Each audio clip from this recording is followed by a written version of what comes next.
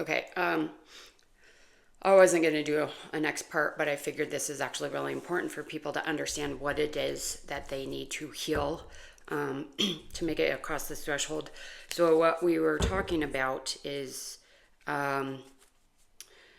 this is part two, by the way. So, go back to part one if you need an intro into all the background and foundational info here. So there's something that needs to end, like you're reaching for something, a new reality, a new timeline, but there is a complete severing of an old reality that needs to happen before you can get there. Siren energy here, so it's something, whatever you're leaving behind is could be very addictive. There could be a really strong pull to it, but it needs to be over, okay?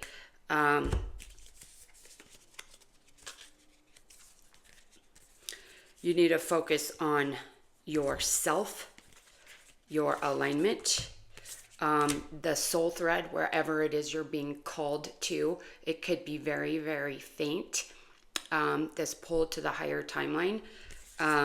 Self-worth, possibly finding yourself a mentor, okay? There's some masculine energy here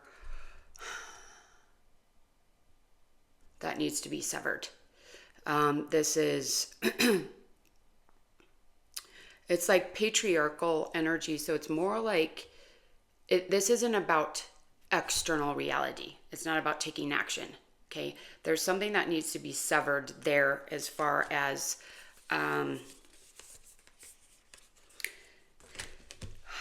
feeling like you need to do something externally. It's about the internal work. It's about your alignment, your healing. That's how this needs to be solved, okay? So severing cords and ties, but it's energetic, okay? There's a light that is pulling you forward here, and you may not know exactly where you're going or why, but you're being asked to follow that. There is also a little bit of deception here. Something that is not fully seen. So this is an ego death. Okay, it's an ego death that needs to be released so that you step into this new path fully.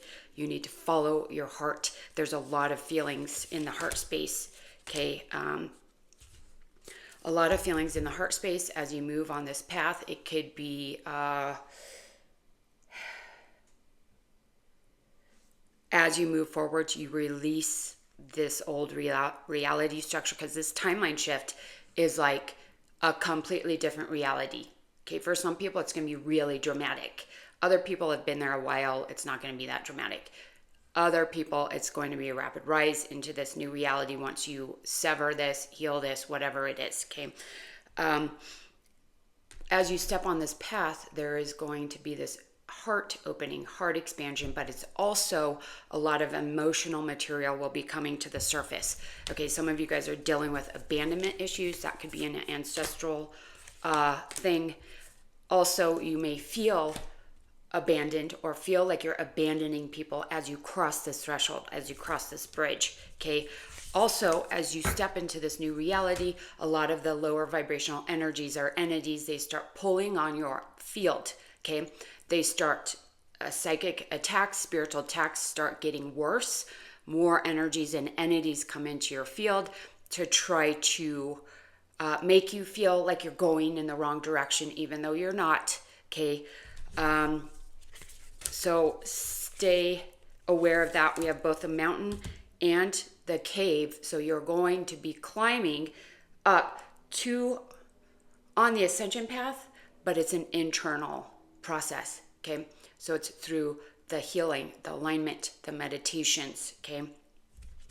Again, we have judgment, destroyer, the dead end.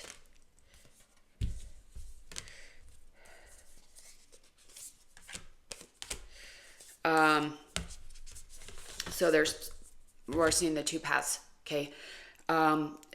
You need to know up from down. Okay. If you don't, then as you elevate, if you get attacked spiritually, you may think you're on the wrong path. Okay. But I've seen this literally a million times. okay? As people shift from the 3D to the 5D, which this is happening at a more formal level, as we saw in that last video, entities and energies are desperate to keep you in the lower timeline because they cannot access you when you move to the higher timeline, okay? You are not in those fields anymore. They could access you if you go back in, if you're doing work, if you're doing healing work, and you have to enter those lower fields, they could access you. But otherwise, they lose the power they had to influence you, to siphon your energy, and to distort your field, okay, or your vision. So that is ending for them. And so they do attack you as you're transitioning to try and get you to shift back into the old reality structure, okay? Yeah, they're trying to sustain your old alignment to keep you in the lower fields, okay? And so the reality is as you evolve, you go to the higher fields and the lower fields, all of this, but the higher frequency, the higher frequency energy you embody, the more power you have in the lower fields as well. So these things, even if they do come in, it's like, get out of here. That's it, you know? Your power becomes more, and then it's not as scary. So you rise and you integrate the lower frequencies, okay? If you just rise here, it's going to be a false, unstable structure that you're not going to be able to maintain. And entities and energies, depending on where this thing, false reality bubble, is floating, you won't understand how to deal with them. You won't understand how to clear them, dissolve them, exile them, etc. So that is a warning for some of you guys. I'm not sure why that came through so strong. But to know that you have to understand both the light and the dark, know the path you're following is light-based. If you need help with that, reach out. Please do an analysis if you need, okay? And yeah, so that was a pretty harsh message. So I hope that it was helpful for some of you guys. This path is a lot more complex. The more you expand, the more conscious you become, the more you see everything that's going on and the complexities of it. And I'm seeing this more and more because as people come into the school and start working with me with their healing stuff, we're seeing overlaying traumas, thought patterns, ancestral fields, ice energy. We're seeing distortions in the physical body, mental instability, emotional instability.